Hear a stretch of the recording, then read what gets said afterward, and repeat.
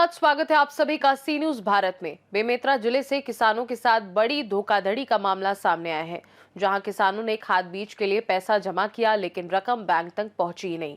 अब हालात ये हैं कि किसान खुद को कर्जदार साबित होने से बचा रहे हैं और खेती के लिए खाद बीज तक नहीं मिल पा रहा। बेमेतरा जिले की सेवा सहकारी समिति मुर्ता क्रमांक 1271 में किसानों के साथ लाखों रुपए की कथित धोखाधड़ी का मामला उजागर हुआ है। पीड़ित किसानों ने मोहतरा समाधान शिविर में अपनी शिकायत रखते हुए बताया कि वर्ष 2022-23 में उन्होंने किसान क्रेडिट कार्ड यानी केसीसी के जरिए खाद और बीज के लिए ली गई राशि का भुगतान समिति में कर दिया था, लेकिन आरोप है कि समिति के कर्मचारियों ने किसानों से जमा कराई गई रकम को बैंक के मुख्य खाते में जमा ही नहीं किया। इस पूरे मामले में करीब 100 से अधिक किसान प्रभावित बताए जा रहे हैं और लगभग 50 लाख रुपए के गबन की आशंका जताई जा रही है। पीड़ित किसान सोमनाथ साहू ने बताया कि जब इस साल खाद बीज लेने सोसाइटी पहुंचे तो उन्हें डिफॉल्टर बताकर सामान देने से मना कर दिया गया। इसके बाद किसानों ने पुरानी रसीदें निकाली, तब पता चला कि पैसा तो जमा किया गया था, लेकिन रिकॉर्ड में एंट्री ही नहीं हुई। सबसे बड़ा सवाल यह है कि आखिर 4 साल तक बैंक और विभाग इस मामले से अनजान कैसे रहे। मामला सामने आने के बाद अब प्रशासन हरकत में आया है। खाद्य मंत्री दयालदास बघेल ने मामले की उच्च स्तरीय जांच के आदेश दे दिए हैं। मंत्री ने साफ कहा है कि जांच में जो भी कर्मचारी या अधिकारी दोषी पाया जाएगा, उसके खिलाफ तुरंत एफआईआर दर्ज की जाएगी। वहीं किसानों की मांग है कि उनकी जमा राशि को रिकॉर्ड में तुरंत सुधारा जाए, ताकि उन्हें खाद बीज मिल सके और दोषियों को जेल भेजा जाए। ये मामला सहकारी समितियों और ग्रामीण बैंकिंग व्यवस्था की मॉनिटरिंग पर गंभीर सवाल खड़े कर रहा है। कर्मचारियों द्वारा ऋण की हेराफेरी करके इनका ऋण चुकता नहीं दिख रहा है और इनको लोन नहीं दिया जा रहा है। और कामता गांव से भी एक किसान ने दिया है और मुर्ता के एक और, इस तो 3 आवेदन। लेकिन सच्चाई है कि ये कई किसान हैं जिनके साथ जो धोखाधड़ी हो गया है, तो इसमें एक सघन जांच कराई जाएगी। और इन किसानों को जो अभी ऋण लेने में समस्या हो रही है, तो मैं मुख्यालय दुर्ग बैंक से बात करके उनको जो 10 दिवस के अंदर जो ऋण की व्यवस्था करवा देता हूँ, क्योंकि इसमें किसान का कोई गलती नहीं है। और जो कर्मचारी दोषी पाया जाएगा उन पर कड़ी कार्रवाई करवाऊंगा महोदय।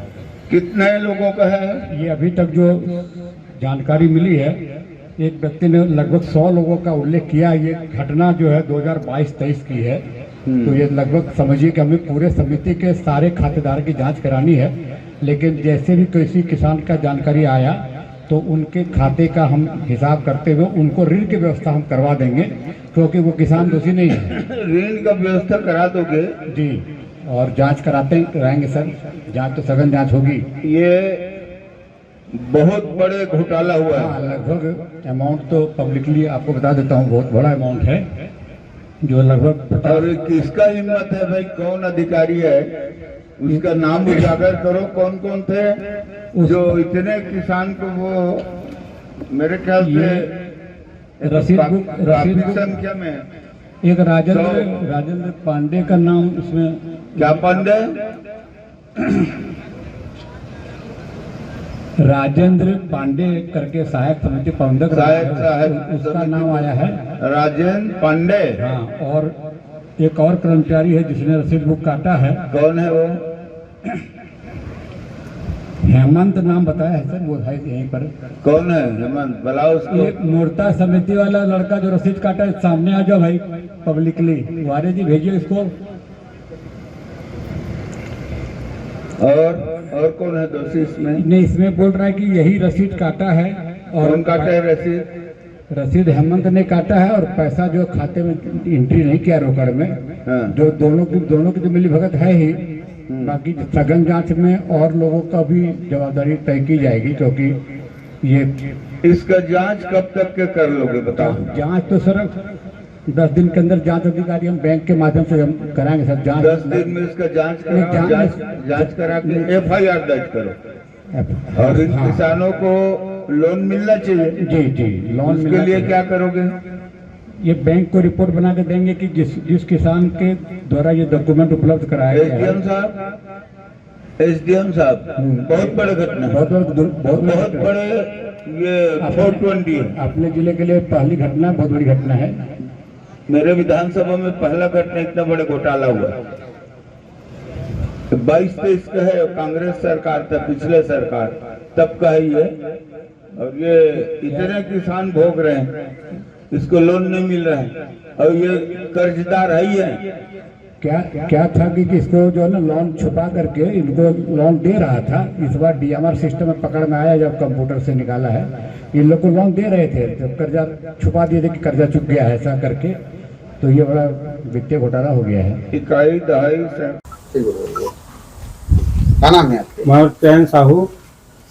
कैसे आया हो, का समस्या लेके आया? समस्या तो बहुत सारा है। जो किसान है मन केसीसी में घोटाला करे बैठे, किसान मेरे पैसा ले चुके हैं, लेकिन आज तक ओला रोकड़ बही में चढ़ाए नहीं है। और आज जब किसान आवत है, ऑनलाइन होवत है, तो समझ में आते है कि फिर से कर्जा निकलत है। इन मन अतका घोटाला करे है जेकर कोई सीमा नहीं है। घोटाला इन करत है, इन कर्मचारी के तनख्वाह दे बर पैसा नहीं, 6-7 महीना हो गए, लेकिन 2-3 सहायक समिति प्रबंधक बने हैं, इन सब मिल के सब पैसा खाते घोटाला करत है। ऐसे कम से कम 1-2 किसान के हो ही। और वो कैसे लगते कि 2022-23 के सबके कर्जा दिखावा थे, अभी तक पटे नहीं है, षड्यंत्र लगत है। षड्यंत्र पूरा है। इन क्या करे है कि कर्जा दे दे किसान ला, हो सकते गवर्नमेंट बदल जाए तो कर्जा माफी वाला योजना आ जाए, स्कीम आ जाए, हम एमा विलोपित करके अपन सल्टा ले। वो ये सब चक्कर मेरे ही नहीं मना। तो क्या कार्रवाई चाहते हैं? इधर तो सजा होना चाहिए, जेल होना चाहिए, और उचित कार्रवाई करके ही मतलब जेल भेजे जाए, FIR होना चाहिए भाई। राशि पूर्ति भी होना चाहिए। राशि नौकरी खत्म, मतलब बर्खास्त करे जाए। यहाँ कोई भी किसान आते हैं तिखर से दूर व्यवहार करते और बात में पैसा मांगते इन मन। आपके सोमनाथ। तो कहाँ बना है सोसाइटी? मैं सोमनाथ, मोर पिताजी के नाम सिद्धराम है। मोर पिताजी के एक्सपायर होए के बाद फौती के काम जब शुरू करे मैं हाँ, तो फौती के बाद जब पटवारी फाइनल आगे प्रोसेस ला बढ़ाई से, ओखर बाद जब बैंक गए हों, और बैंक में जो मोर पिताजी के खाता में जो पैसा है मोर खाता में आना रही से, तो बैंक वाले बोलिस कि जा कैश काइंड एक नील प्रक्रिया होते जिन सोसाइटी से क्लियर होते कि बकाया राशि कुछ थोड़े लेन देन में, तब जाके यहाँ के पता चलिस कि हाँ पुराना ईयर 22-23 में मोर 1,34,000 कुछ आसपास राशि बकाया अभी भी है। फिर जाके जब पिताजी क्लियर हुई कि बकाया राशि बताते तो फिर बाद में दादाजी की भी चेक करा तो भी बताते लगभग 87,000, फिर माँ के भी बताते लगभग 5-6 हज़ार। ओखर बाद यहाँ जो जानकारी में मैं अपन पूछताछ करें राजेंद्र पांडे, तो वो कुछ टाइम मंगी से बैंक वाले से चर्चा करूँ या फिर जो प्रक्रिया हो लागे करूँ, ओखर बाद मैं तोला बताऊँ कि क्लियर हो ही कि नहीं हो ही। तो 10-15 दिन ले घुमाई से मोला हा। फिर वो जब भी मैं बोलत रही अमित में जा बोलत रही से, अमित है राजेंद्र में जा बोलत रही से। अमित कौन है? अमित वो यहाँ के मतलब पैसा लेके रसीद काटने वाले हरे वो है नहीं। हाँ। तो वो फिर मोर बात ले सुनबे नहीं करती, घुमाती 10-15 दिन घूमे हम यहाँ। फिर एक दिन अध्यक्ष जो है श्री खुरबाराम साहू और एक सदस्य भूखल्ला साहू वाला बुलाए रहे, मैं चर्चा करी सब मीटिंग ले रही से, फिर भी कोई निराकरण नहीं ली से। फिर भी एक दिन चर्चा कर वो ऐसे बोले रही से, फिर भी नहीं मानिस। तो कल जो है मोहतरा में सिविल लगे रही से, तो सिविल लग रही तो मैं जाके सीधा जो ऑफिसर थे DR सर, वहाँ से मैं आवेदन कर रहे हूँ। फिर वहाँ जो चर्चा हुई से विधायक सर भी रही सावे, आगे प्रक्रिया बताए है अब का करी सर मन जानी। लेकिन हमार इच्छा ये है किसान मन की कि जो हमार राशि हानि होए हवाए ओला पूर्ति करे के कोई सलाह या निराकरण कर ही सरकार है वो अधिकारी है, यही निवेदन है। में मूर्ता समिति से जो संबंधित कृषक हैं उनके द्वारा शिकायत की गई थी और इसमें DRCS के द्वारा जांच समिति का गठन कर लिया गया है और जो हमारे RCS हैं और CCB नोडल उनके द्वारा आवश्यक जो दस्तावेज़ हैं, रिकॉर्ड्स जो हैं वो ले लिए गए हैं अपनी कस्टडी में और हम लोग जल्द से जल्द जांच कंप्लीट करेंगे और जो भी उसमें दोषी पाए जाते हैं उन पे कड़ी कार्रवाई की जाएगी। बेमेतरा से सीनू संवाददाता संजू जैन की रिपोर्ट। रसीद होने के बावजूद किसान अगर सिस्टम में कर्जदार दिख रहा है तो ये सिर्फ लापरवाही नहीं बल्कि किसानों के भरोसे के साथ बड़ा खिलवाड़ है।